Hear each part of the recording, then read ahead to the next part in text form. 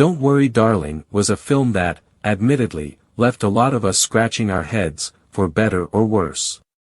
The Olivia Wilde directed psychological thriller, based on a spec script by Carey Van Dyke, Shane Van Dyke, and Katie Silberman, via Deadline, follows housewife Alice Chambers, Florence Pugh, as she tries to uncover a dark secret about her suburb's seemingly idyllic lifestyle that is being hidden from everyone else.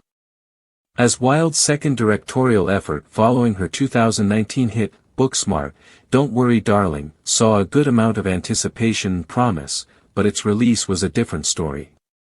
While the film was a moderate box office success, earning over $86 million worldwide, via Box Office Mojo, the film polarized critics, with many unfavorably comparing it to similar films such as Get Out, via Rotten Tomatoes.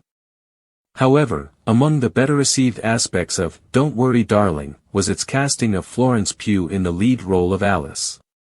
The Black Widow star's performance was considered the high point of the film by far, with The Guardian review saying, "Pugh is phenomenal, throwing everything she has into her role and carrying large chunks of the film more or less single-handedly." And for director Olivia Wilde, choosing Pugh for the role was a no-brainer. Florence Pugh's commitment to the strange concept of Don't Worry Darling, and her way of building off the ideas presented helped elevate what many consider to be standard fare for a film of its type.